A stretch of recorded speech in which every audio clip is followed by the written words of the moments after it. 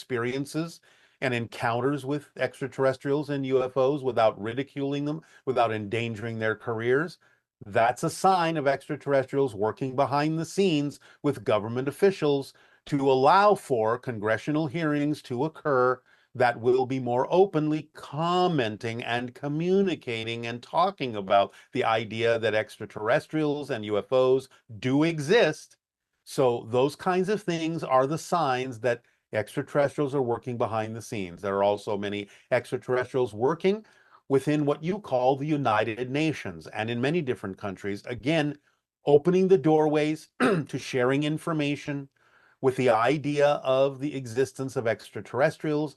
And also, you are seeing some evidence of the advancements in things like medicine, genetic engineering, things like that, that will be used in the next decade or so to mitigate many different kinds of conditions and diseases on your planet. So while it may, to some degree, seem subtle at the moment, it's just that the idea of the negative side is so much more blatantly obvious that it can, to some degree, obfuscate the positive side and the positive work being done behind the scenes, because it is still behind the scenes.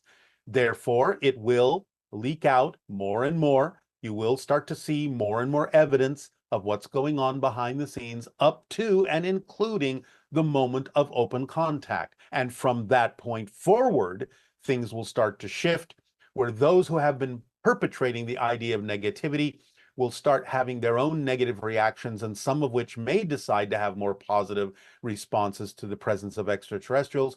But from that point forward, it will start to accelerate, where what has been done behind the scenes can now be done in front of you, in front of your face, and you will see a great acceleration happening over the next couple of decades from that point forward. And can you tell us more about is it 31 Atlas? No, it's 3I. In other words, it's the 3I Atlas. third interstellar object, 3I. The first one was called Oumuamua by you. That would be 1I, Oumuamua. The second was called Borisov. That would be 2I, Borisov. This is the third interstellar object to come into your solar system that you have recognized. So it is 3I, and you have named it Atlas. It is a comet, a very unusual comet. It does have extraterrestrial technology attached to it for observational and recording purposes and investigation and scientific recording purposes, but it is, in a sense, an unusual natural comet. But the purpose of these ideas, of the observation of these interstellar objects coming into your system, is practice to pay attention to the idea that there will be more interstellar objects, actual extraterrestrial interstellar objects coming into your solar system in the near future, that are now in your solar system, have been coming into your solar system. So it's an opportunity to practice recognizing that interstellar objects from other star systems are entering your system, coming closer and closer and closer. So these natural objects are giving you some practice in getting used to the idea of accepting that objects from other star systems are coming into your star system as well. And this is another way of preparing for open contact, even though these objects themselves are not extraterrestrials per se. And will first contact bring peace to the Middle East? Not immediately, no.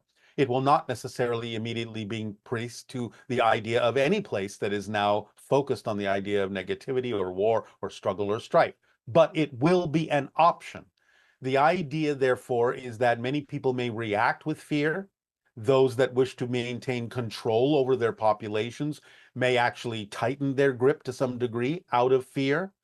But in a sense, the dam will have broken. The knowledge of extraterrestrial existence and what it is that's being offered to humanity will be undeniable. And over time, those negative entities will start to relax their grip, realizing that if they don't do that and join the rest of humanity, in a sense, they will be left in the Stone Age as they watch from the sidelines while the rest of humanity evolves.